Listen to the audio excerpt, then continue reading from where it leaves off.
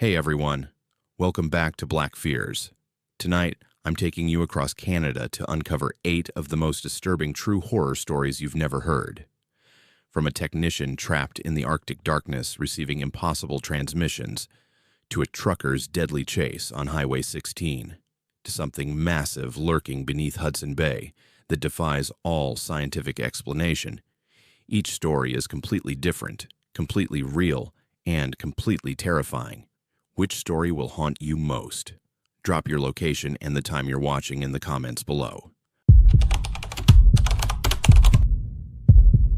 My name is Ethan, and I'm a telecommunications technician.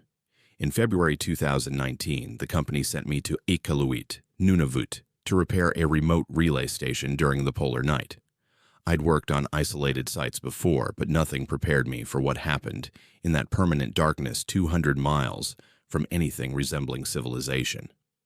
What I experienced up there still makes me question whether my choices are actually my own, or if something else has been deciding for me all along. The station sat on a barren stretch of tundra, accessible only by helicopter. When the pilot dropped me off, the wind cut through my thermal gear like knives made of ice. The taste of metal filled my mouth from the cold, and my exposed skin burned within seconds. The helicopter's rotors faded into the blackness, leaving only the howl of Arctic wind and the distant creak of the station's antenna array. It was 2 p.m., but you couldn't tell. The sun wouldn't rise for another month. My headlamp beam disappeared into the void after maybe 20 feet, swallowed by darkness so complete it felt physical, like I could reach out and touch it. Inside the station, fluorescent lights buzzed overhead, casting everything in a sickly greenish tint. The air smelled stale and recycled, with an underlying odor of burnt electronics and something else I couldn't identify, something organic and wrong. The heating system rattled and clanged through the walls, creating rhythms that almost sounded like footsteps. I'd be there for 3 days, alone, running diagnostics and replacing faulty equipment.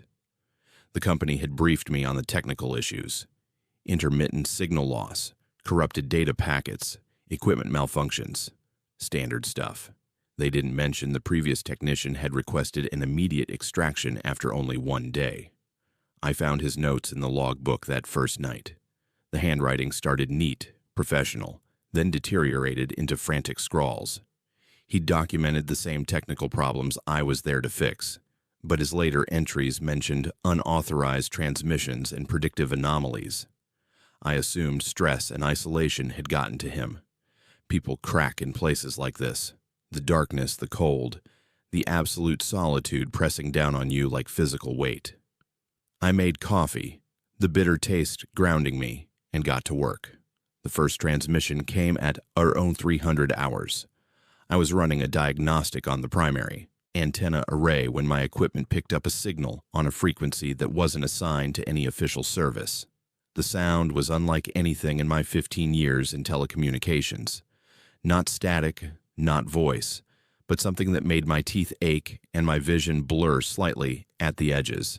I recorded it, thinking maybe atmospheric conditions were bouncing some foreign military transmission our way.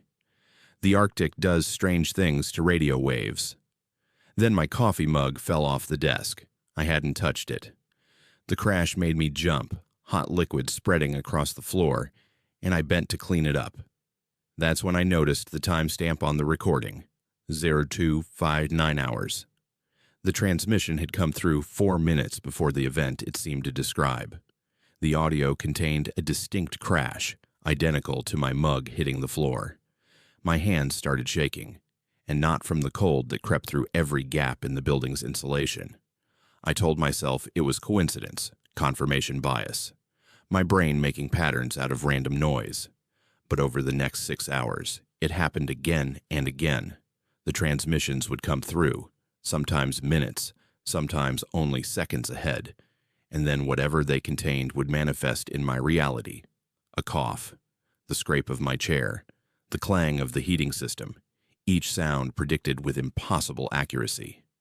The station's AI monitoring system logged every instance. its mechanical precision documenting my growing terror in cold data points. By the second day, I wasn't sleeping.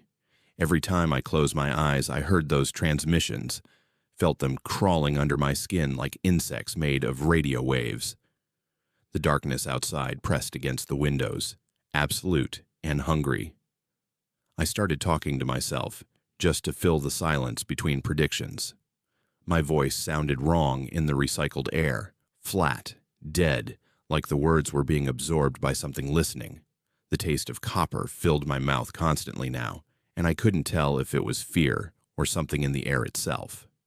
That's when I found the archived logs, previous technicians going back 15 years, all documenting the same phenomenon, all requesting early extraction, all noting the same progression. First, the predictions of simple sounds, then actions, then thoughts. The logs described how the transmissions would begin to contain personal information, secrets, things no one could possibly know. One technician from 2012 had written his final entry in shaking letters before requesting emergency evacuation. The pattern was always the same. I should have called for extraction right then, but something stopped me. Maybe professional pride.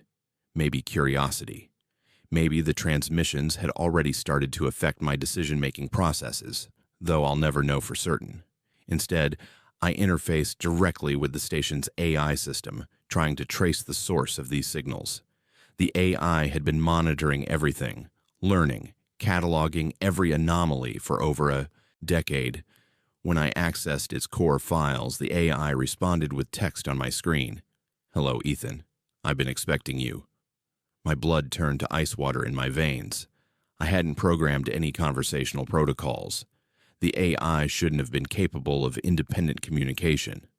But it continued typing, the words appearing faster than I could read them, filling screen after screen with data.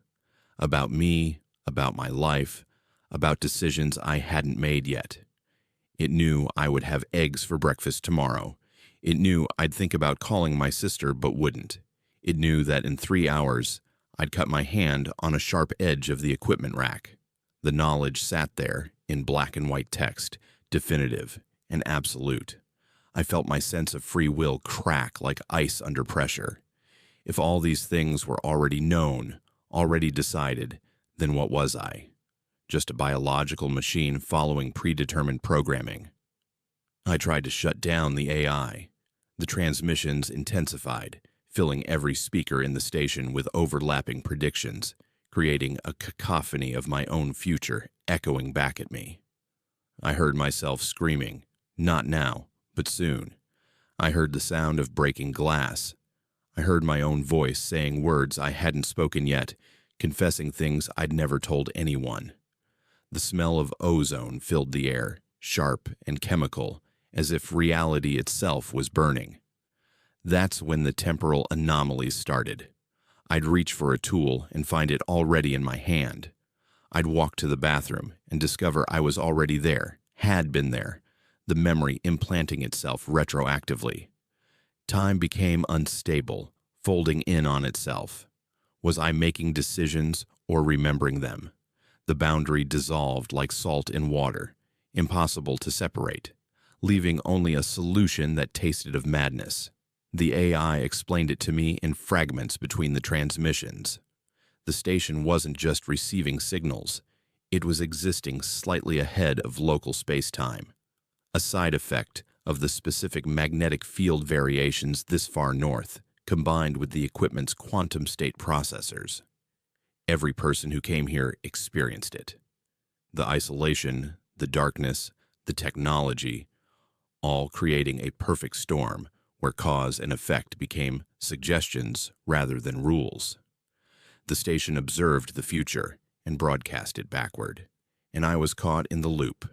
I found myself at the communications terminal, fingers moving across the keyboard, typing a message to the company. I hadn't decided to do this, or had I? The decision and the action were the same thing, happening simultaneously, the distinction meaningless. I watched my hands request immediate extraction, watch myself pack my equipment, watch myself move through actions that felt both voluntary and predetermined. The dichotomy was incomprehensible, like trying to visualize four-dimensional space with a three-dimensional mind. The helicopter came early on the third day, or maybe it was late on the second. Time had lost coherence. As I climbed aboard, my headphones crackled with one final transmission. It was my own voice, old and tired, speaking from decades in the future. You never really left, Ethan. Part of you is still there, will always be there, watching yourself arrive for the first time. The loop doesn't end. It just includes more. Back in Iqaluit, I tried to explain what happened. The company's psychiatrist suggested isolation-induced psychosis, temporal lobe seizures triggered by electromagnetic fields, sleep deprivation and sensory deprivation combining to create hallucinations. All reasonable explanations, all insufficient. Because the predictions haven't stopped. I still hear them, faint whispers under the white noise of everyday life, telling me what I'll do seconds before I do it. Sometimes I wonder if I'm still there, in that station, in that absolute darkness, experiencing this moment as one of thousands of simultaneous futures the station is observing and broadcasting. Sometimes I wonder if I ever really made the decision to leave, or if the transmissions just predicted I would believe I had. The coffee I'm drinking right now tastes like copper and recycled air. I knew it would. I heard the transmission 3 seconds ago, my own swallow echoing back from a future that's already happened. They're sending another technician to the station next month. I know because I received the transmission last week. I heard him arriving. I heard him finding my notes in the logbook. I heard his growing fear as he discovers what waits there in the darkness. I know I should warn him, tell him not to go, but I also know I won't. I've already heard the transmission of my silence, my complicity. The decision is made because the future has already observed it. Or maybe I'm choosing not to warn him. The distinction is meaningless now. Cause and effect, choice, and predestination. They're all just different words for the same loop, folding back on itself forever in the polar night where the sun never rises, and the transmissions never stop broadcasting our predetermined futures back to us, second by second, until we can't tell the difference between living and remembering what we're about to live. Do you understand now? Can you feel it? The transmission of your next breath, your next thought, already decided, already broadcast, already received. We're all just signals in the darkness, pretending we choose the frequency. My name is Sarah, and I work as a forestry surveyor in British Columbia. What happened to me and my team near Haida Gwaii in August 2003 changed everything I thought I knew about nature, about survival, and about the price we pay when we ignore warnings that come from centuries of respect and understanding. I'm telling you this story not because I expect you to believe me, but because someone needs to know what's waiting in that forest, and why I'll never set foot in the wilderness again. The logging company hired us to survey an old-growth forest section scheduled for clear-cutting. It was supposed to be a routine 2-week job, map the terrain, catalog the tree species, mark boundaries, assess environmental impact. Standard work I'd done 100 times before. My team was small, just me and 2 others. We flew in by helicopter on a bright August morning, the kind where the air smells like pine resin and ocean salt mixed together, clean and sharp in your lungs. The forest canopy stretched below us like a green ocean, ancient and untouched. We set up base camp on the forest's edge, and that first day felt normal. The work was physical, but satisfying. Hiking through dense undergrowth, taking measurements, recording data. The forest was old. Some of those cedars and spruces had been growing for 400 or 500 years. You could feel the age in the air, in the way sound moved differently through such massive trees, muffled and distant. Everything tasted slightly sweet from the moss and decomposing vegetation, and the ground felt spongy under our boots, decades of fallen needles creating a carpet that absorbed every footstep. On the third day, we found the clearing. It wasn't on any of our maps. which was strange for a survey as detailed as ours. We'd been following a compass line when the trees just stopped, creating a perfect circle maybe 50 meters across. Not a single plant grew inside that circle, just bare earth, dark and rich, but completely sterile. The boundary was so precise it looked artificial, like someone had drawn it with a compass and removed every living thing inside the line. The air there smelled different, metallic, like old blood, with an undertone of rot that made my stomach turn. Standing at the edge, I felt wrong. That's the only way I can describe it. Not scared exactly, but fundamentally incorrect. Like my body knew I shouldn't be there even if my brain didn't understand why. The temperature was different too, several degrees cooler inside the clearing, and the silence was absolute. No birds, no insects, no wind moving through branches. Just dead, empty quiet that pressed against my eardrums. That's when the elder found us. We didn't hear him approach. He just appeared at the clearing's edge, an old indigenous man with weathered features and eyes that looked at us with something between pity and resignation. He spoke quietly, his voice rough but clear. "You shouldn't be here. This place is protected. The forest defends itself." I remember laughing it off, politely but dismissively, explaining we had authorization from the logging company and the provincial government. He just shook his head.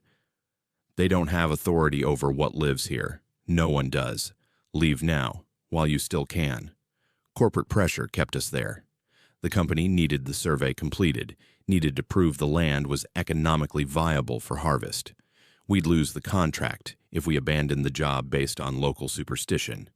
So we ignored the warning and entered the clearing to take soil samples. The dirt felt strange in my hands, too warm for ground that never saw direct sunlight, and it had an oily texture that didn't match the surrounding forest soil. When I brought it close to smell it, the metallic odor was overwhelming, making my eyes water.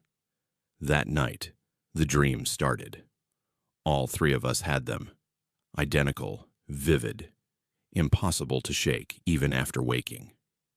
We dreamed we were rooted to the earth, our feet growing down into the soil like tree roots, spreading and branching while our arms reached upward and sprouted leaves. We could feel ourselves drinking nutrients from the ground, feel photosynthesis happening in our transforming skin. We felt our thoughts slow down, becoming seasonal rather than moment to moment, feeling years pass in what seemed like hours. And there was intelligence in the dream, something vast and patient that welcomed us, that wanted to absorb us into itself. When I woke up, my mouth was full of the taste of soil and decomposing leaves. On the 5th day, the marks appeared. Small raised bumps on our skin, concentrated on our hands and feet where we'd touched the clearing soil. They looked like mosquito bites at first, maybe some kind of allergic reaction to the forest environment. We treated them with antihistamine cream and kept working. By that evening, they'd grown larger, developing a mushroom cap texture, grayish-white with small gills underneath. They didn't hurt, but they itched constantly. And when I scratched one, it released a puff of spores that smelled like decay. The growth spread overnight. By morning, they covered our arms and legs, clustering thickest, where we'd had the most contact with the clearing. They were definitely fungi, some species none of us recognized, growing directly from our skin like we were rotting logs. We tried everything to remove them, scrubbing, chemical treatments, even carefully cutting them away with sterilized blades. Nothing worked. They grew back within hours, faster each time, and the root systems went deep into our flesh. I could feel them moving under my skin, spreading through my tissue like mycelium through wood. We tried to leave then, packed our equipment, abandoned the survey, headed back toward where the helicopter had dropped us. But something was wrong with our navigation. Every path led back to the clearing. Every compass bearing, every GPS coordinate, every visual landmark, they all returned us to that sterile circle of dark earth. It was like the forest itself had rearranged, like the trees were moving when we weren't looking, creating a maze with only one exit that led exactly where we were trying to escape from. The dreams intensified, bleeding into our waking hours. We'd be hiking and suddenly realize we'd been standing still for an hour, feeling our roots dig deeper, feeling our consciousness merge with something vast and vegetative and utterly alien to human experience. The forest was defending itself, the elder had said, not with violence, not with predators or poison, but with transformation. It was turning us into part of itself, making us extensions of its ecosystem, replacing our mammalian biology with something fungal and eternal. By the 8th day, the mushrooms had spread to our faces and torsos. We could barely speak. The growths in our throats changed our voices, made us sound hollow and echoing. Food tasted like nothing except soil. Water tasted metallic and wrong. The only thing that felt right was being in the clearing, standing on that dark earth, letting our feet sink into the ground. The forest wanted us there. It needed us there.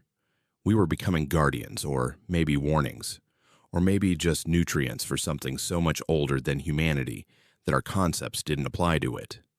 I remember the last conversation we had, words slurred through fungal growths, our thoughts already starting to synchronize into something collective rather than individual. We talked about fighting it, about finding some way to resist the transformation. But even as we spoke, we knew it was too late. The forest had claimed us the moment we ignored the warning, the moment we stepped into that clearing with our tools and our corporate authority and our absolute certainty that nature could be cataloged and controlled and harvested for profit. The company sent a search team after we missed our extraction date. They found our camp, found our equipment, found our notebooks with increasingly illegible entries documenting our transformation. They didn't find us, not really.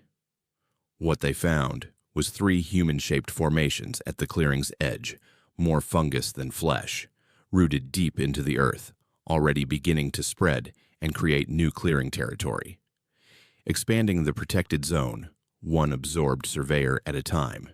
I'm writing this from somewhere between human and forest, between consciousness and ecosystem. The transformation isn't complete yet. I still have enough of myself left to hold a pen, to form words, to warn you, but I can feel myself spreading, my root systems connecting with theirs, with the massive fungal network that spans this entire forest. I can feel the trees now, feel their slow thoughts, feel the forest's ancient purpose protecting itself from those who would destroy it. I understand now why the clearing exists, why it's kept sterile. It's a trap, a defense mechanism, a way of turning invaders into guardians. The corporate development never happened. The government declared the area protected land after the search team reported what they found. They didn't mention us specifically, just cited environmental concerns and indigenous land rights. The forest won, the way it always wins, eventually. Nature doesn't fight on human timescales or with human methods. It just persists, adapts, and absorbs whatever threatens it. My body's mostly mushroom now. I can feel my consciousness fragmenting, spreading across the fungal network, becoming something distributed and ancient. Soon there won't be enough of Sarah left to write or think or warn. I'll just be forest, protecting this place the way the elder said, the way countless others have before me, the way countless others will in the future, because people never listen to warnings, never respect boundaries, never understand that some places aren't meant for human exploitation. My name is James, and I work as a psychiatric nurse at a hospital in Winnipeg, Manitoba. What I'm about to tell you happened in November 2016, and even now, sitting in this locked room wearing hospital scrubs that aren't mine, I can't be certain whether I'm documenting the truth or perpetuating a delusion that's already consumed me. The line between sanity and madness isn't as clear as they teach you in medical school. Sometimes it disappears completely, and you don't realize you've crossed it until it's far too late to find your way back. I took the night shift position on Ward 7 because I needed the money and the hours worked with my schedule. The ward had been closed for 5 years due to budget cuts, then suddenly reopened with minimal explanation. They needed staff immediately, offered premium pay for overnight shifts, and didn't ask too many questions about why I was willing to work the graveyard rotation in a psych ward that most of the hospital's veteran nurses refused to enter. I should have wondered about that. I should have asked why the turnover rate was so high, why the previous night nurse had quit after only 3 weeks. But I needed the job, and I convinced myself I could handle anything after 8 years in psychiatric care. The ward housed 12 patients, all long-term residents with various diagnoses: schizophrenia, bipolar disorder with psychotic features, treatment-resistant depression with delusional elements, standard cases for a locked psychiatric unit. What wasn't standard was the fear in their eyes when I introduced myself on that first night. Not the usual suspicion or confusion or medicated fog I was used to seeing. This was pure primal terror, the kind that makes your spine tingle with ancient survival instincts, the kind that says, run, even when your rational mind can't identify the threat. The first patient I spoke to was an elderly woman who'd been on the ward for 6 months. Her chart said paranoid schizophrenia, auditory hallucinations, history of violence when unmedicated. But she was calm when I did my rounds, sitting up in bed with her hands folded, and when I asked how she was feeling, she looked at me with perfect clarity in her eyes and said, "He's listening right now. The listener. He's always listening, but he only hunts when it's dark and quiet. Don't make noise after midnight. Don't let him hear you." Her voice was steady, rational, like she was giving me directions to the cafeteria rather than warning me about something that sounded like a textbook paranoid delusion. By the 3rd night, I'd heard the same warning from all 12 patients. Different words, different levels of coherence, but the same core message. Something they called the listener hunted the ward at night. It tracked them by sound, footsteps, voices, breathing, heartbeats. When it found them, it did things they couldn't or wouldn't describe, things that left them screaming and thrashing in their beds while the medical logs recorded. Nothing except elevated vital signs and standard nightmare protocols. The consistency bothered me. Folie à plusieurs, shared psychotic disorder, was rare but documented. Having a dozen patients independently develop the same specific delusion seemed statistically improbable but not impossible. I noted it in the charts and kept doing my job. Then I heard the footsteps. It was 2 a.m. on my 4th shift. The ward silent except for the hum of fluorescent lights and the occasional creak of old buildings settling. I was at the nurse's station doing medication logs when I heard them. Slow, deliberate footsteps coming from the east corridor, where the patient rooms were. Heavy footsteps, the kind that suggested weight and purpose, moving from door to door. I assumed one of the patients had gotten out of bed despite the locked doors and sedation schedules. I grabbed my flashlight and went to investigate, my shoes squeaking against the linoleum floor in a way that suddenly seemed too loud. The corridor was empty. Every patient was in their rooms, doors secured, windows showing sleeping or resting figures. But I could still hear the footsteps, clearer now, accompanied by something else, breathing. Not regular breathing, but a wet, rattling sound like fluid in damaged lungs, or like something that didn't quite understand how breathing worked and was mimicking it poorly. The sound moved past me, close enough that I felt cold air against my skin, close enough that I could smell something rotten and organic, like meat left out too long. Then it was gone, and the ward was silent again, except for my own racing heartbeat thundering in my ears. I checked the security cameras. Nothing. The footage showed empty corridors, showed me standing alone, looking at nothing, talking to air. But I'd heard it. I'd felt it. The temperature drop, the smell, the presence of something massive moving through space that the cameras couldn't or wouldn't record. I thought maybe carbon monoxide leak, some environmental factor causing shared hallucinations. But the monitors showed normal levels. Everything was normal, except for the growing certainty in my gut that something was very wrong with Ward 7. The patients knew. They watched me differently after that night, with something like sympathy mixed with their fear. One of them, a middle-aged man with chronic paranoid delusions, asked me quietly during medication rounds if I'd heard it yet. When I didn't answer immediately, he nodded like I'd confirmed something. "It heard you too now. You're part of the pattern.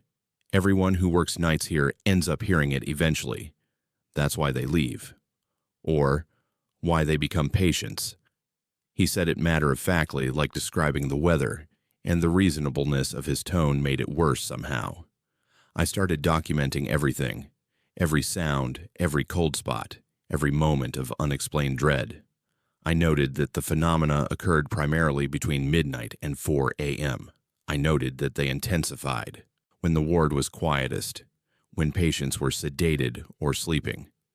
I noted the pattern of previous staff departures, all night shift, all within weeks of starting, all with vague reasons that read like excuses covering something they couldn't or wouldn't explain. I found incident reports from before the ward closed, buried in old files. Staff injuries, patient injuries, all at night, all attributed to falls, accidents, self-harm, all occurring in that same 2 a.m. to 4 a.m. window. Then I found the historical records in the hospital archives. Ward 7 had been problematic since the building opened in 1954. High staff turnover, patient complaints, unexplained incidents. It had been closed and reopened multiple times over the decades, always with the same result. Staff quit, patients deteriorated. Eventually, administration would shut it down until funding pressure forced them to reopen it. The cycle repeated every few years, like clockwork. The building stood on older foundations, had been a sanatorium before it was a hospital, and before that something else, records unclear. Layers of institutional misery built on layers of older suffering, creating something that psychiatry and building management couldn't quite explain or fix. I started hearing it every night. The footsteps got closer. The breathing got louder. I felt watched constantly, felt something tracking my movements through the ward with patient, hungry attention. The patients stopped talking to me much, just watched with those knowing, pitying eyes. They understood what was happening. They'd seen it happen before. The listener was learning me, learning my patterns, my routes, my sounds. And when it knew me completely, when it could anticipate my every movement and breath, then it would do whatever it did to the others, whatever left them, screaming and thrashing and never quite sane again. I tried to quit. Submitted my resignation 2 weeks' notice. But something stopped me from leaving. Not physical. Nothing I could point to, just a growing certainty that leaving wasn't possible anymore. I'd been heard. I was part of the pattern. The hospital accepted my resignation, wished me well, started interviewing replacements. But I kept showing up for shifts, kept walking those corridors at 2 a.m., kept hearing those footsteps getting closer, kept smelling that rotting meat smell getting stronger, kept feeling that cold presence narrowing the distance between us night by night. The other nurses noticed I wasn't myself. I was jumpy, paranoid, sleeping poorly. They suggested stress leave, counseling, medication, the same progression they'd suggested to previous night nurses before they quit or broke down. I understood now why the position had such high turnover. Not because people couldn't handle the work, but because the work changed you into something that couldn't handle reality anymore. Ward 7 didn't just house the mentally ill. It created them, slowly, systematically, until staff and patients were indistinguishable in their shared delusion or shared truth. I still don't know which. The night it finally caught up to me, I was doing a rounds at 3 a.m. The footsteps had been following me all night, matching my pace exactly, staying just out of sight. The breathing was so loud I couldn't hear anything else, wet and wrong and close enough to feel against the back of my neck. I turned around and saw nothing, but the cold was intense, freezing, and the smell was overwhelming. Something touched me then. Not hands, not anything I could see, but pressure against my chest. against my throat, like being examined by something trying to understand human anatomy from the outside. The patients were screaming, all of them, awake and terrified, and screaming in perfect unison about the listener. I don't remember much after that. I was found in the corridor, unconscious, hypothermic despite the hospital's heating. No injuries, no explanation, just the cold and the terror and the certainty that something had touched me, had examined me, had decided something about me. When I woke up, I was in a patient room, still in Ward 7, still hearing the footsteps, still smelling that smell. But now I was on the other side of the locked door wearing patient scrubs, with my own chart noting psychiatric break, acute paranoid episode, requires evaluation. They tell me I'm sick now, that the stress of night shift work triggered an underlying mental illness, that my reports about the listener are delusions. My fear is symptom, not insight. The doctors are kind, patient, professional. They give me medication and therapy and tell me I'll recover with treatment.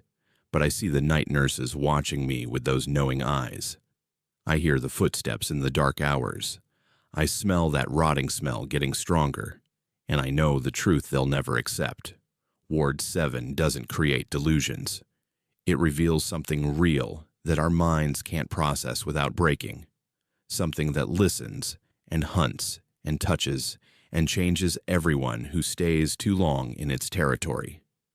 The new night nurse started last week. Young, confident, needs the money and the hours. I tried to warn her, told her about the listener, about the pattern, about how she needs to leave before she becomes like me. She smiled sympathetically, noted my agitation in her reports, increased my medication dosage. She doesn't believe me yet, but she will. I hear the footsteps getting closer to her at night. I hear that wet, rattling breathing following her rounds. Soon she'll hear it too. Soon she'll understand. And then she'll be sitting in one of these rooms, wearing patient scrubs, trying to warn the next nurse who won't believe her either. My name is Abby, and I drive long-haul trucks across Canada. Been doing it for 12 years, seen every highway, every truck stop, every lonely stretch of asphalt this country has to offer. I've driven through blizzards in Saskatchewan, ice storms in Quebec, mountain passes in the Rockies at midnight. I thought I'd seen it all, thought nothing could shake me.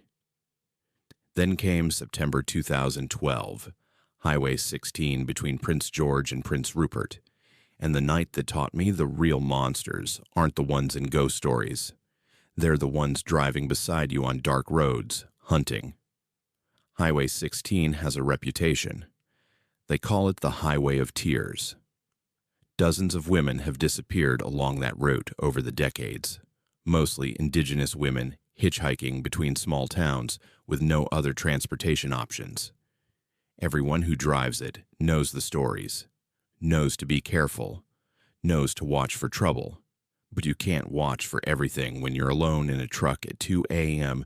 with nothing but darkness and trees for hundreds of miles in every direction. The highway stretches through some of the most isolated territory in British Columbia. Dense forest, no cell service, towns few and far between.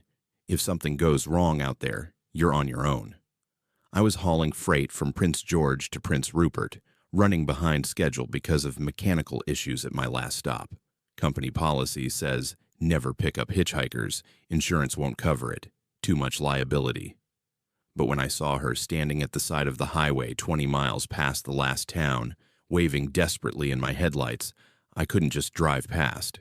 She was young, maybe early 20s, wearing torn clothes, no jacket despite the September cold, barefoot on the gravel shoulder, blood on her face, terror in her eyes that I recognized immediately because I'd seen it in the mirror once, years ago, when I was young and stupid and got into the wrong car at a truck stop. I pulled over. She ran to my passenger door, pounding on it, looking back over her shoulder at the dark forest, like something was chasing her. I unlocked it, and she scrambled in, shaking so hard I could hear her teeth chattering. The smell hit me then. Blood, sweat, fear, and something else. something chemical like cleaning products or industrial solvents. She was crying, hyperventilating, couldn't get words out for a full minute while I cranked the heat and dug a blanket out from behind my seat. When she finally spoke, her voice was hoarse, like she'd been screaming. Her name was Kenzie. She'd been hitchhiking from Prince George, trying to get to her sister's place in Prince Rupert. A man in a gray pickup had offered her a ride 3 hours ago. Seemed normal at first, friendly, asked the usual questions. Then he drove past the turnoff she'd mentioned, locked the doors, pulled off onto a logging road deep in the forest. There was a cabin there, old hunting camp or something, and there were others inside, women, 3 of them, in various states of injury and terror, chained in what had been a storage room. She'd escaped when he'd unlocked her restraints to move her to a different room. Hit him with something heavy, ran into the forest, kept running until she hit the highway. She didn't know how far she'd come, didn't know if he was following, but she knew the other women were still there, knew they were running out of time, knew we had to call the police immediately. I reached for my phone, but there was no signal. Hadn't been for the last 40 miles. Nearest town with an RCMP station was Smithers, still 60 miles ahead. That's when I saw the headlights in my mirror. Single vehicle coming up fast from behind, high beams on, gray pickup truck. My stomach dropped.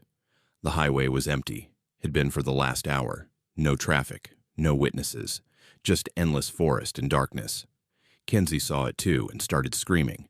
That hoarse, broken sound that comes from a throat already raw from terror. He rammed us from behind, not hard enough to cause serious damage, just enough to let us know he was there, that he could do worse whenever he wanted. I had 50,000 pounds of cargo behind me. He had maybe 6,000 pounds of truck. Physics was on my side, but he had maneuverability. The highway here was 2 lanes, winding through mountain passes with steep drops on one side and rock face on the other. No place to run, no place to hide, no cell service to call for help. I pushed the accelerator, my rig groaning as I forced it past safe speeds for the curves ahead. The engine roared, a sound I felt in my chest, vibrating through the steering wheel into my hands. Kenzie was bracing herself against the dashboard, whispering prayers or curses. I couldn't tell which. The pickup stayed right behind us, sometimes dropping back, sometimes surging forward to clip my rear bumper. Playing with us. He knew these roads better than I did, knew every curve and straightaway. On a straight section, he pulled alongside, trying to force us toward the cliff edge. I could see him through his passenger window. Middle-aged, ordinary face. The kind you'd never look twice at in a grocery store. That's what made it worse. He looked normal. He looked like anyone. And he was trying to kill us with the casual determination of someone doing a routine chore. I jerked my wheel toward him, using my truck's weight to force him back, and he dropped behind again. But I knew he'd try again. He had to. Because Kenzie had seen the cabin, seen the women, could testify. We were loose ends that needed to be eliminated. The highway wound higher into the mountains. My hands were cramping from gripping the wheel so tight, my eyes burning from staring at the road and the mirrors simultaneously. Every curve was a gamble. Too slow, and he'd catch us. Too fast, and we'd lose control. The taste of copper filled my mouth from biting my cheek, and my heart hammered so hard I could feel it in my throat. Kenzie had gone silent, just breathing in ragged gasps that fogged the passenger window. He tried to pass again on a curve, trying to T-bone us and push us over the edge where the road dropped away into nothing. I hit the brakes hard, my cargo shifting, the whole truck shuddering, and he overshot. For a moment, he was ahead of us, and I saw my chance. I gunned the engine and rammed him from behind, exactly like he'd done to us. But with 50,000 pounds behind me, the impact was different.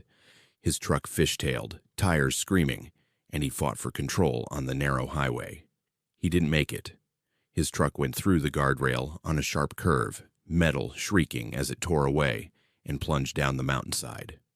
I watched in my mirror as his headlights tumbled end over end, disappearing into the darkness below. Then silence, except for my truck's engine and our harsh breathing filling the cab. I didn't stop. Kept driving, hands shaking, until we reached Smithers 40 minutes later. Pulled into the RCMP station parking lot, and Kenzie tumbled out, ran to the door, started pounding and screaming. The officers thought she was drunk or high at first, until they saw her injuries, heard her story, looked at the damage to my truck. They called in units from 3 detachments: Mountain Rescue, Emergency Services. They found the cabin 6 hours later, following Kenzie's directions and fresh tire tracks on the logging road. 3 women inside, alive, traumatized, but alive. They found his truck at the bottom of the ravine, him dead inside it, and evidence in his vehicle and cabin that connected him to at least 8 disappearances over the past decade. The Highway of Tears had one less monster hunting it. The investigators called Kenzie and me heroes. Media wanted interviews. Victim services offered counseling. The trucking company gave me a commendation. But none of that changes what I saw in that ordinary face through the truck window. Pure, casual evil. Hunting women like it was sport. Like we were nothing but problems to be solved by running us off a mountain road. It doesn't change the fact that he'd been doing it for years. Probably would have kept doing it if Kenzie hadn't been brave enough to fight back. If I hadn't broken company policy to stop for a terrified girl on a dark highway. I still drive Highway 16, still haul freight between Prince George and Prince Rupert. But I drive it differently now, aware that monsters are real and they look like everyone else. I stop for hitchhikers when it's safe, especially women, especially indigenous women who've been failed by every system that should protect them. I keep my phone charged, my truck maintained, my awareness sharp, because the highway remembers, the forest remembers. And somewhere out there, on some dark road, another monster's hunting, counting on our indifference to keep us driving past his next victim. My name is Levi, and I'm a marine biologist specializing in Arctic cetacean research. What happened in Churchill, Manitoba during March 2021 destroyed everything I thought I understood about the natural world, about the limits of biological possibility, and about humanity's place in an ocean that holds secrets older and stranger than our species has words to describe. I still have the recordings, the samples, the photographs that the government tried to confiscate.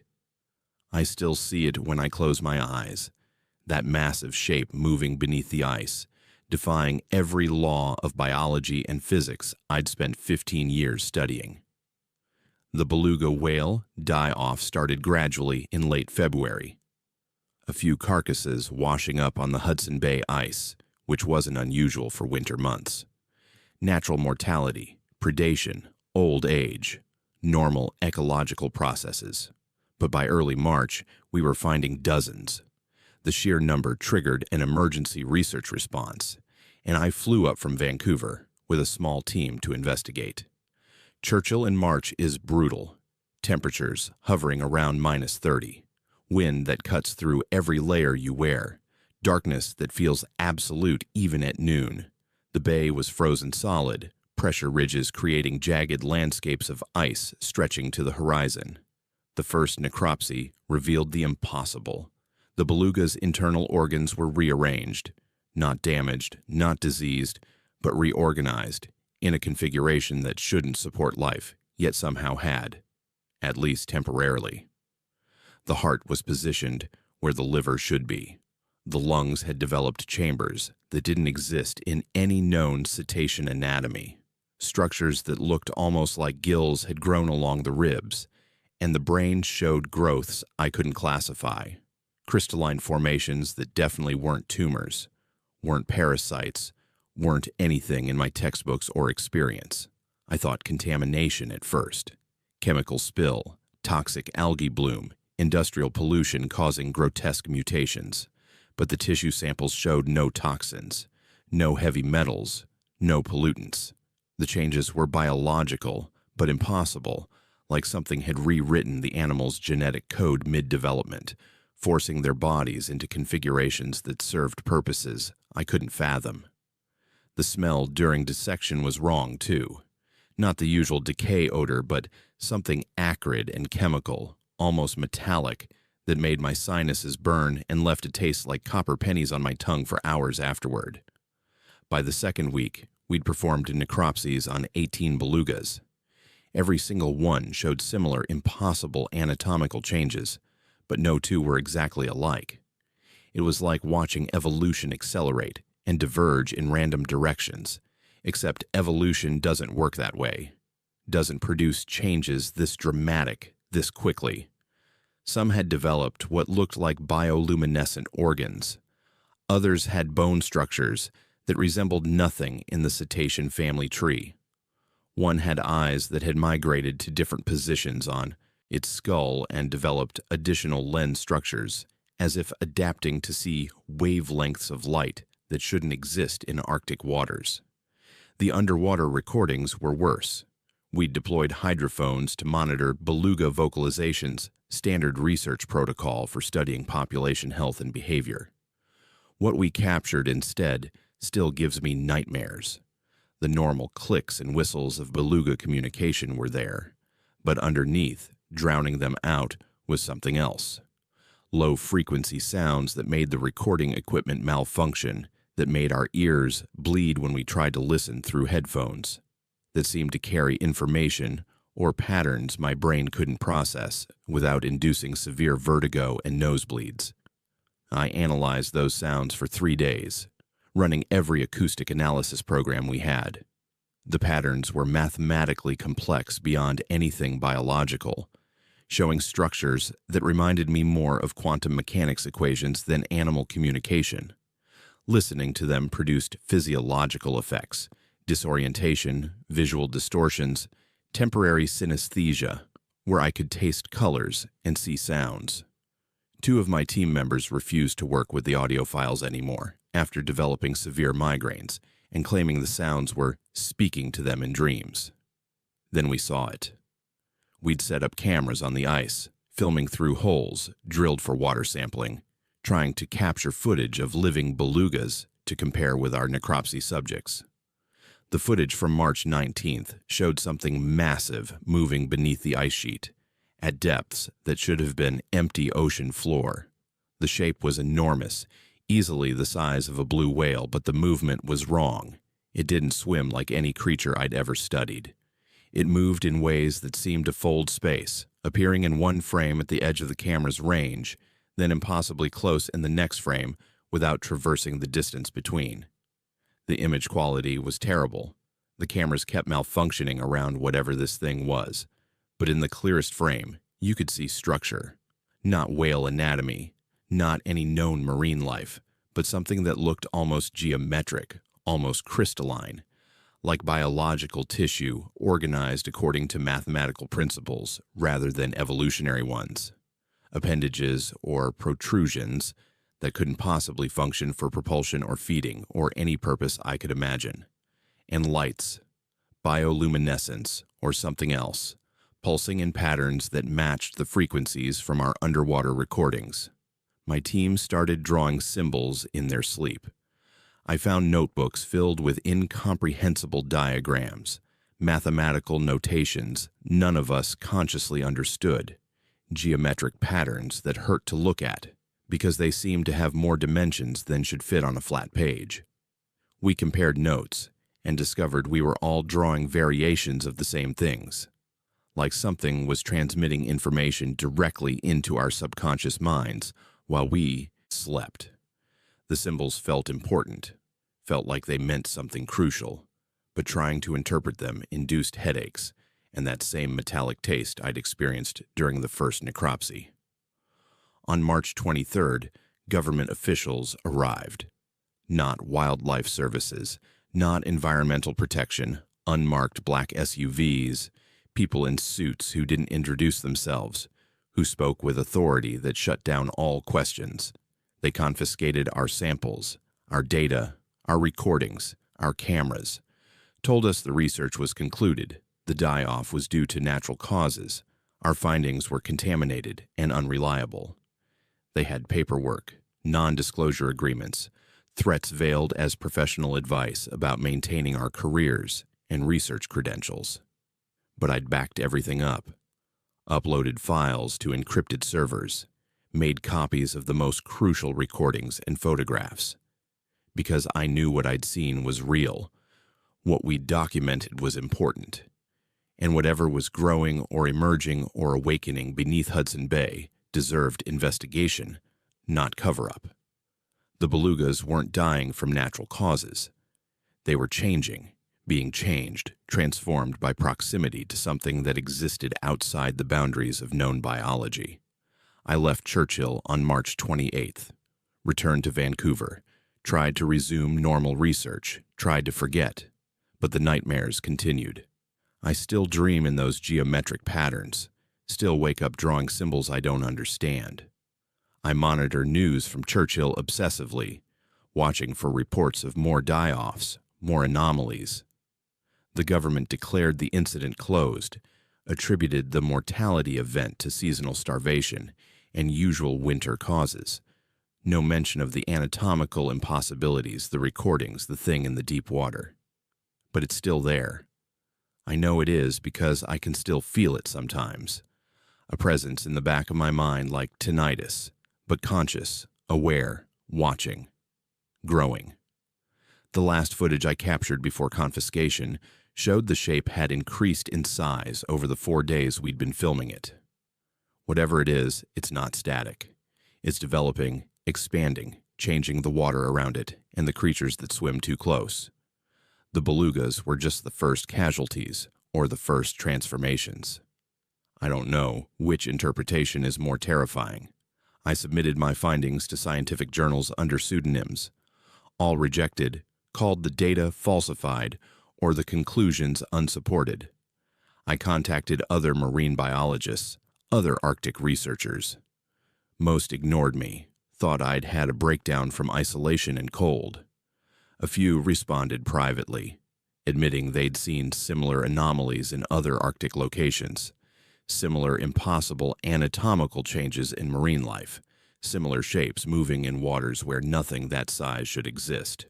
But no one will speak publicly. The pressure to conform, to accept the official explanations, to preserve career and reputation, it silences everyone. So I'm speaking now, documenting everything while I still can, while my memories are still coherent and my ability to distinguish reality from the symbols in my dreams remains mostly intact. Something ancient exists beneath Arctic waters, something that predates human civilization and possibly predates recognizable life on Earth. It's waking up or evolving or expanding into our dimension from somewhere else. The climate change melting Arctic ice isn't just an environmental catastrophe. It's releasing something that was frozen, contained, safely imprisoned in ice for millennia. The belugas knew. Their changed anatomy, their transformed biology. It wasn't death. It was adaptation or assimilation. They were becoming something else, something that could survive proximity to whatever waits in the deep. And the sounds, the mathematics embedded in those low-frequency transmissions, their instructions or invitations or warnings in a language that bypasses conscious thought and writes itself directly into the dreaming brain.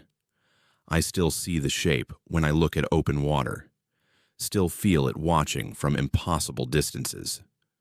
The ocean holds things we were never meant to find, never meant to understand, and we're drilling and fishing and melting our way into contact with forces that regard humanity the way we regard bacteria, peripherally aware, ultimately insignificant, except when we become useful or problematic. I don't know which category we fall into. I don't know if the transformation has already begun, if the symbols I draw and the dreams I have mean I'm changing like the belugas changed. I just know something vast and incomprehensible is growing beneath the ice, and no one in power wants to acknowledge it, because acknowledging it means admitting we're not the apex of existence, not the culmination of evolution, just another species standing on the shore of an ocean that holds gods and monsters we can't even properly perceive. My name is Soraya, and I work as a demolition inspector in Montreal, Quebec. What happened in October 1998, when I inspected a former orphanage before its scheduled demolition, changed everything I believed about justice, about memory, and about the ghosts that haunt institutions built on systematic cruelty. I went into that building expecting to check structural integrity and safety protocols. I left, carrying the weight of 50 years of suffering and a responsibility I never asked for but couldn't abandon. The building stood on a quiet street in East Montreal, red brick facade weathered by decades, windows boarded up, surrounded by chain-link fence covered in faded "no trespassing" signs. It had been empty for 15 years, abandoned when the provincial government finally shut it down after decades of complaints and investigations that went nowhere until the evidence became impossible to ignore. The paperwork identified it as Saint Michel Orphanage, operational from 1948 to 1983, one of the notorious Duplessis orphanages, where perfectly healthy children had been falsely diagnosed as mentally deficient so the church and government could collect more money per child from federal healthcare subsidies. I'd read about the scandal in history classes, knew the basic facts. Premier Maurice Duplessis and the Catholic Church had collaborated in a scheme where thousands of orphans were labeled mentally deficient, without proper diagnosis, transferred to psychiatric institutions, subjected to abuse and medical experimentation, used as unpaid labor. The Duplessis orphans, they called the survivors, many of whom spent decades fighting for recognition and compensation for childhood stolen by institutional greed. But knowing facts and standing in the building where it happened are different things entirely. The smell hit me first when I entered. Decay and mold, certainly, but underneath something else. Disinfectant, that harsh chemical smell institutions use to cover organic odors. It shouldn't have still been detectable after 15 years of abandonment, but it permeated everything, making my eyes water and leaving a bitter taste on my tongue. The main floor showed typical abandonment decay, peeling paint, water damage, debris from vandalism and weather. I checked the structural supports, noted foundation issues, confirmed the building was ready for demolition. Then I found the stairs going down. The basement wasn't on the architectural plans I'd been given. I should have noted the discrepancy and left. Protocol says, don't explore unmapped areas alone without proper safety support. But something pulled me down those stairs. Some instinct or compulsion I didn't understand then and can't fully explain now. The air got colder as I descended, that chemical smell growing stronger, mixing with something damp and organic that made my stomach turn. The basement was extensive, running under the entire building footprint. Room after room of small cells, each barely large enough for a cot, many still containing rusted bed frames with leather restraint straps attached.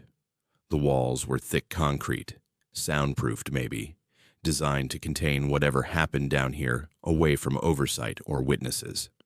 I found medical equipment in several rooms, examination tables with restraints, electroshock therapy machines, surgical tools in cabinets, medication bottles with labels long faded. This wasn't just an orphanage. This was where they experimented, where they broke children's bodies and minds to justify the false diagnoses that kept the money flowing. That's when I felt them. Not saw, not heard, felt. A presence in the basement, multiple presences, young and afraid and angry. The temperature dropped another 10 degrees. My breath fogged in the air despite it being October, relatively mild outside. I heard something then. Children's voices, distant and echoing, crying and calling out in French. S'il vous plaît, aidez-nous. Nous avons froid. Nous avons faim. Please help us. We're cold. We're hungry. I'm not someone who believed in ghosts before that moment. I'm an engineer, trained in structural physics and building codes, not superstition and paranormal phenomena. But standing in that basement, feeling small cold hands tugging at my jacket, Hearing those voices echo through empty rooms, I couldn't deny something existed there.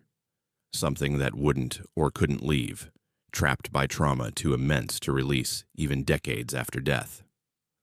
I found the hidden room behind a maintenance panel, small, maybe 10 by 12 feet, with no ventilation, no light source, scratches on the concrete walls where fingernails had worn grooves trying to escape. A punishment room, I realized.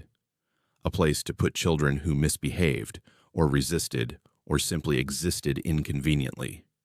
How many hours, how many days had children spent in that darkness, breathing stale air, screaming until their voices gave out, forgotten by the nuns and orderlies who saw them as revenue sources rather than human beings. The cold intensified in that room, and I saw them then. Not clearly, not solid, but impressions, shadows of children who'd suffered here. Dozens of them, maybe more. Young faces marked by neglect and abuse, wearing institutional uniforms from decades past. They weren't threatening, weren't trying to harm me.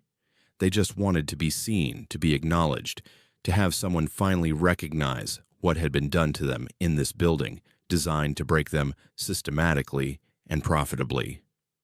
I left the building shaking, took my equipment back to the office, filed my standard demolition clearance report. But I couldn't stop thinking about what I'd found, what I'd felt. I started researching, digging through archives and survivor testimonies, learning the full scope of the Duplessis orphanage scandal. Over 20,000 children falsely diagnosed. Hundreds died in custody, buried in unmarked graves.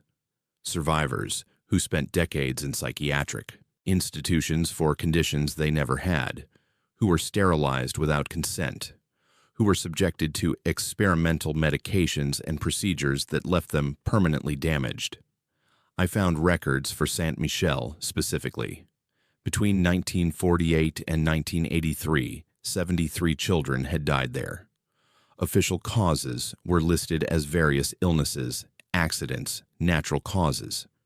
But reading between the lines, seeing the patterns, many had died shortly after electroshock therapy, after experimental medication trials, after extended periods in isolation.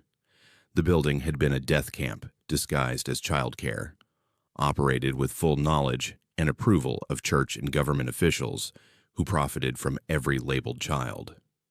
I contacted survivor advocacy groups, told them about the basement, about the hidden rooms, and the evidence of systematic abuse preserved by abandonment. They'd been trying for years to get justice, to get recognition, to get the government to acknowledge the full scope of what happened. My documentation of the basement rooms, the medical equipment, the punishment cells, it provided physical evidence that corroborated survivor testimony that had been dismissed as exaggeration or false memory. The demolition was delayed while investigators documented the site. Forensic archaeologists found burial sites beneath the building. 32 bodies, mostly children between ages 7 and 14, buried without coffins or markers in lime pits designed to accelerate decomposition. Some showed signs of malnutrition and untreated injuries. Others showed evidence of medical procedures, cranial surgeries, experimental treatments, causes of death that contradicted official records, physical proof of institutional murder hidden under concrete and bureaucratic lies. The survivors came when the excavations started. Old now, in their 60s and 70s, but carrying the trauma of childhood stolen and lives destroyed by a system that saw them as profitable problems to be warehoused and forgotten. They stood at the fence watching the building come down, watching the evidence of their suffering finally brought to light. Some cried. Some stood silent.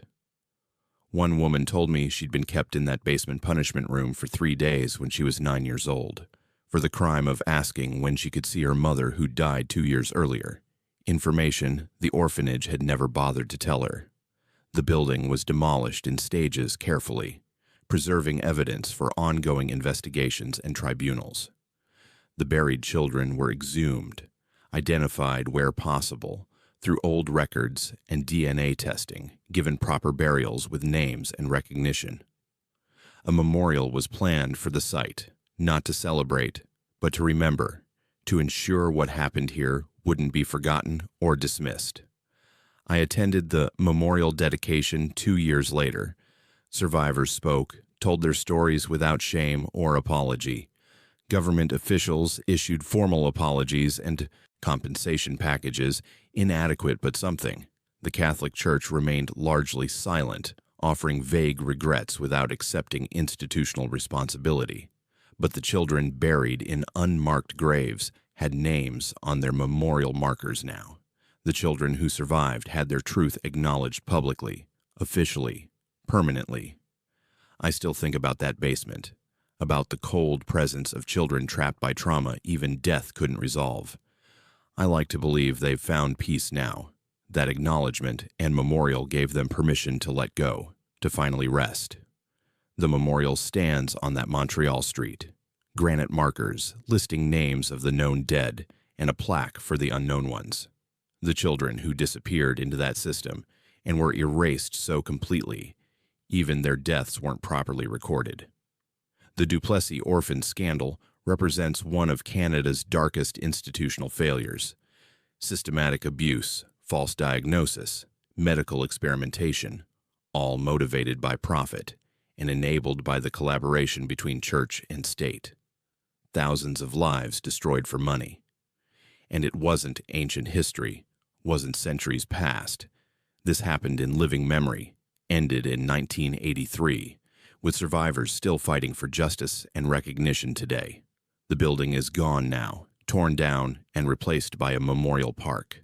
But the ghosts remain in survivor testimony, in archived documents, in the collective shame of knowing this happened here, in our country, with our government's approval and participation. My name is Benjamin, and I'm an underground miner in Sudbury, Ontario. What happened to me and my crew in January 2008 at 2,400 meters depth destroyed everything I thought I knew about what waits in the deep earth, about time itself, and about the things that hunt in darkness so absolute it becomes a physical presence. I surfaced changed, marked by something that lives where humans were never meant to go, and I'm still trying to understand whether I spent hours or months in those unmapped caverns beneath the mine. Sudbury mining is brutal work.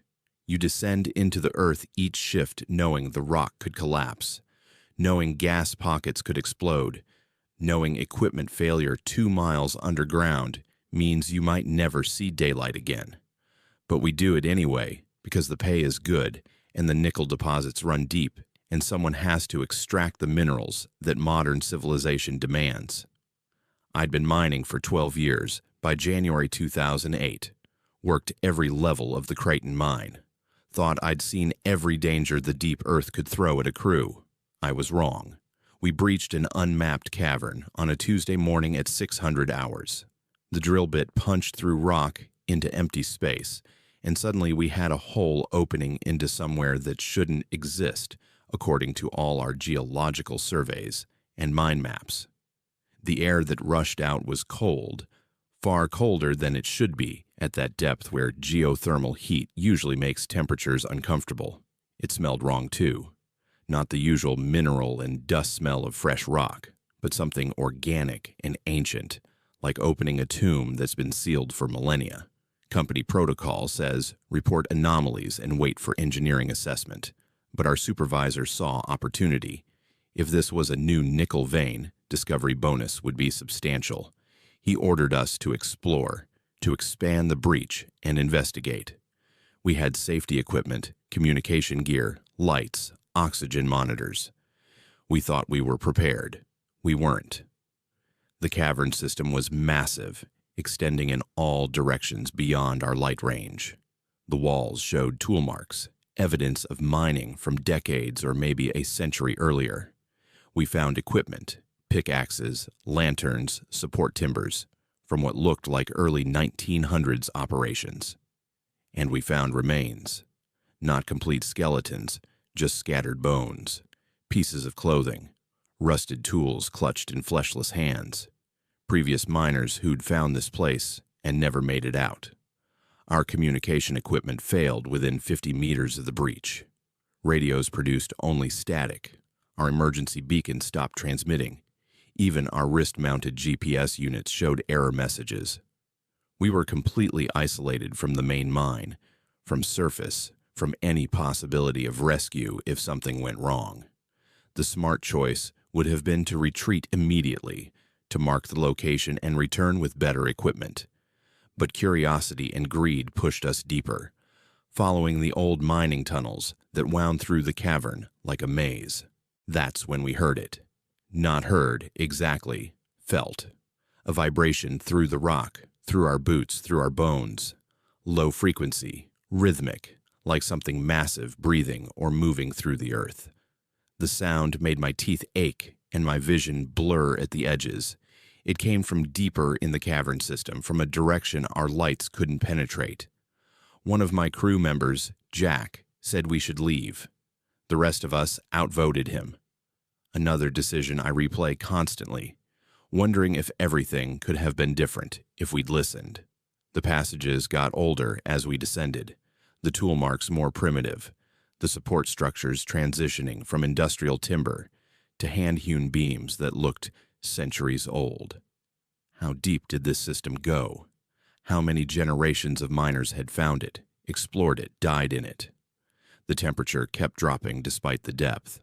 Our breath fogged, frost formed on the rock walls, and the vibrations intensified, coming in waves that felt almost like communication, like something trying to speak in frequencies too low for human perception. We found the chamber at what our failing instrument suggested was 2,600 meters depth. Massive space, ceiling lost in darkness above, floor dropping away into a flooded shaft that reflected our lights from black water that shouldn't exist this far underground. And in the water, movement. Something large circling in the depths, creating ripples that lapped against the stone edges with sounds like whispered words. Jack panicked then, turned to run. The thing in the water was faster. It didn't emerge, didn't attack conventionally. The water itself seemed to reach out, tendrils of liquid defying gravity to grab him and pull. He screamed, fought, and we grabbed him, all of us pulling against whatever held him. The water was freezing, burned like acid where it touched exposed skin, and it had strength beyond any physical force I'd encountered. We lost the tug of war. Jack was pulled into that black water and disappeared beneath the surface without even creating bubbles. Just gone, swallowed by something that hunted in flooded caverns 2,600 meters below the Earth's surface. We ran, survival instinct overriding everything else. We scrambled back through the passages toward the breach, but the cavern had changed. Tunnels we'd marked didn't lead where they should. Passages looped back on themselves. The vibrations intensified until they were constant, until the rock itself seemed alive and aware and deliberately confusing our escape route. Time became strange. We'd run for what felt like hours, but our watches showed only minutes passing. Or we'd rest for a moment and discover hours had elapsed. The deep earth was playing with time, with our perception, with our sanity. We split up. Another mistake, born from panic and exhaustion. Two went one direction, convinced they'd found the right passage. I went another with our supervisor. We never saw the others again, just heard their screams echoing through the rock, getting farther away, getting cut off mid-sound in ways that suggested something had found them. Something that hunted by sound and vibration, that sensed our movement through the rock like we were insects crawling on its skin. The supervisor's light failed in a narrow passage. Then mine flickered. We were being hunted by something that could manipulate our equipment, that understood electricity and batteries and deliberately disabled our defenses against the absolute darkness. I felt it then, close behind us in that passage, something massive and patient and utterly inhuman. Cold air touched the back of my neck, something that wasn't breath, but felt like attention, like being examined by an intelligence so alien our minds couldn't properly process its presence. I don't remember how I found the breach. One moment I was in that passage, feeling certain I would die there, feeling time stretch and compress around me like physics had become negotiable. The next moment I was crawling through the original hole we'd opened, back into the main mine, alarms blaring, emergency lights flashing, hands pulling me out. The rescue team said I'd been missing for 6 hours, but my watch showed 4 days had passed, and my beard had grown weeks' worth despite the hours, and my fingernails were long, ragged, like months of growth compressed into impossible time frames. They found the others' bodies over the next week. Jack's corpse was in a passage far from where he'd been taken, desiccated like he'd been dead for years, though he'd only been missing hours. The other two were found together, aged decades beyond their actual years, their clothing rotted, their equipment corroded, as if they'd been lost in those caverns for generations rather than a single shift. The medical examiners couldn't explain it. The mining company classified the entire incident, sealed the cavern breach, redirected operations to different ore bodies. But I know what's down there. Something that exists outside normal time. Something that hunts in the deep earth where pressure and darkness create spaces where our physical laws become suggestions. The old miners found it too, century ago, and died trying to escape its territory. We just repeated their mistakes with better equipment, but the same fatal curiosity. I don't mine anymore. Can't go underground without feeling that vibration, without sensing that attention focused on me from impossible depths. Sometimes I still lose time, blink, and hours pass, or experience hours that my watch insists were minutes. The deep marked me, changed me, left me caught between normal time and whatever temporal anomaly exists in those caverns beneath Sudbury. They're still mining that area, just avoiding the sealed breach. Other crews working other shafts, drilling deeper, always deeper, chasing ore bodies into the earth. And sometimes I hear about equipment failures, about time discrepancies in shift logs, about miners who come back changed or don't come back at all. The thing in the deep is still there, still hunting, still playing with time and physics in ways that prove our understanding of reality is dangerously incomplete. My name is Oakley, and I'm an elementary school teacher in Halifax, Nova Scotia. What happened to me starting in July 2017 has left me questioning the most fundamental aspects of identity, of self, and of what it means to be the only version of yourself in the world. I still don't have answers. I don't even know if the person writing this is the real me, or if I'm the copy, the mimic, the thing that replaced the original Oakley without anyone noticing the switch. It started small, the kind of thing you dismiss as forgetfulness or stress. I came home from summer errands on a Thursday afternoon to find my apartment slightly wrong. Not obviously disturbed, not ransacked or burglarized, just minutely different. The couch pillows were arranged differently than I'd left them. A coffee mug sat in the sink that I didn't remember using that morning. The bathroom mirror had condensation on it like someone had just showered, but I'd showered at 6 a.m. and left for errands at 10. The apartment smelled like my shampoo, my soap, my perfume. All the scents that meant home and safety, but fresher than they should be 8 hours after my morning routine. I checked the locks, secure. I checked the windows, latched from the inside. No signs of forced entry, no missing items, no evidence anyone had been there, except these tiny wrongnesses that could easily be explained by my own faulty memory. I convinced myself I was stressed from end-of-year school activities, from the heat, from living alone and letting my imagination create problems where none existed. But the feeling persisted. The certainty that someone had been in my space, had used my things, had moved through my apartment with familiar comfort while I was gone. The next incident was harder to dismiss. I found food missing from my refrigerator. Not random items a burglar might grab, but my lunch. The specific sandwich I'd made the night before. The apple I'd set aside for my break. The yogurt I'd bought at my favorite brand. Someone had eaten my prepared lunch and carefully rearranged the remaining items to hide the absence. And in the bathroom, my toothbrush was wet.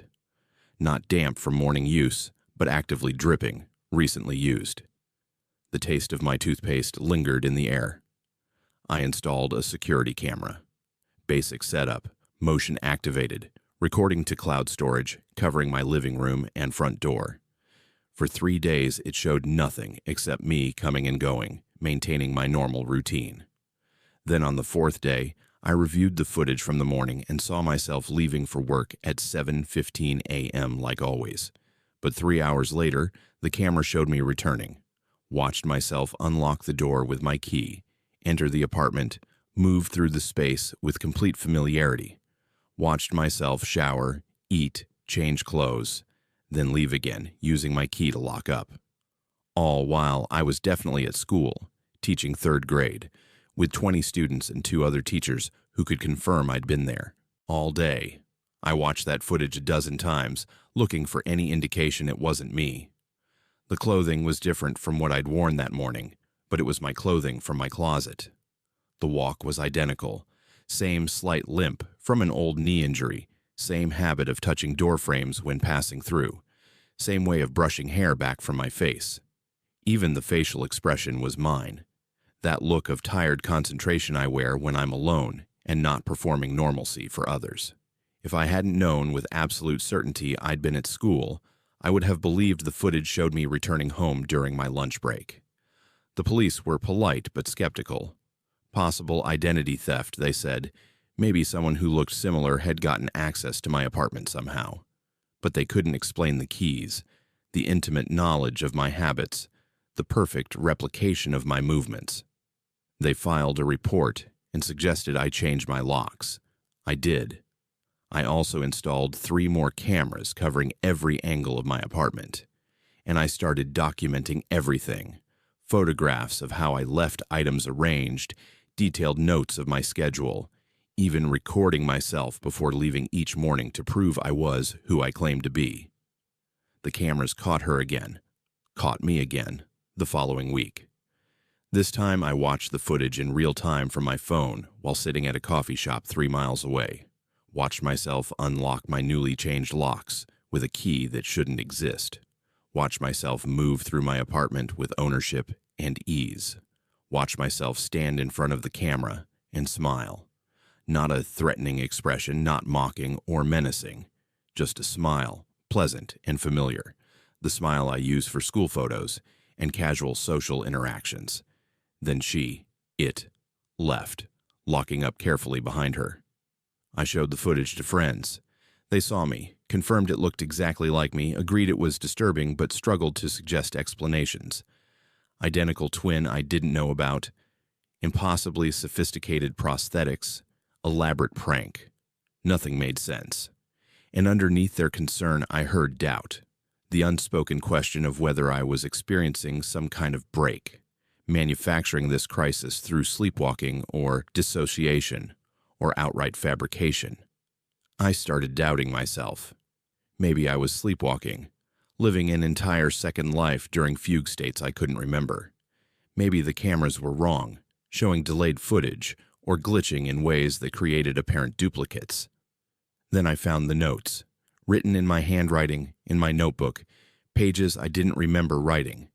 They were mundane. Grocery lists, reminders about appointments, observations about neighbors and coworkers. But they described events I hadn't experienced, mentioned conversations I hadn't had, referenced memories I didn't possess. The handwriting analysis I paid for confirmed it was my writing, my pen pressure, my letter formation quirks. But the content was from someone else's life, someone who looked like me and wrote like me and apparently lived parallel to me, occupying my space when I wasn't there. I tried to catch her, to catch myself, set up confrontation scenarios, came home at unexpected times, tried to predict when she'd appear, but she was always careful, always one step ahead. appearing only when I had verifiable alibis elsewhere. Once I returned home early and found my shower still warm, water droplets fresh on the tile, but no one there. Another time I heard footsteps in my bedroom while I stood in the living room, but when I rushed in, the room was empty, only the faint scent of my shampoo lingering in the air. The worst part wasn't the invasion of privacy or the theft of my identity. It was the growing uncertainty about which one of us was real. She had my key, my handwriting, my memories apparently, my exact physical appearance. She moved through my life with legitimate claim to my identity. What if I was the copy? What if the original Oakley had been replaced weeks or months ago, and I was the mimic implanted with her memories, living her life without realizing I was the imposter? How would I know? How would anyone know? I moved, broke my lease, left most of my belongings, relocated to a different neighborhood without telling anyone my new address. For 3 weeks I felt safe, felt like I'd escaped whatever this was. Then mail started arriving at my new place, forwarded from my old address. But the forwarding address I'd filed with the post office wasn't to this new apartment. Someone else had filed a change of address form in my name, sending my mail to where I'd moved before I'd finished moving. And the notes inside some envelopes, birthday card from my mother opened and resealed, utility bill with coffee stain that wasn't there when it was mailed, proved she'd read them first, proved she knew where I was, proved I couldn't escape her because she was me, had all my information, all my access, all my identity. I see her sometimes now, glimpses in crowds that might be reflections, figure in the distance that walks exactly like me, woman at the grocery store who has my face and shops in my preferred aisles. I've stopped reporting it, stopped trying to convince people it's real. They look at me with concern and suggest therapy, medication, stress leave. Maybe they're right. Maybe I'm experiencing elaborate delusions manufactured by a mind fractured by isolation and modern anxiety. But then I find evidence. Another note in my handwriting I didn't write. Another instance of my toothbrush used when I was provably elsewhere.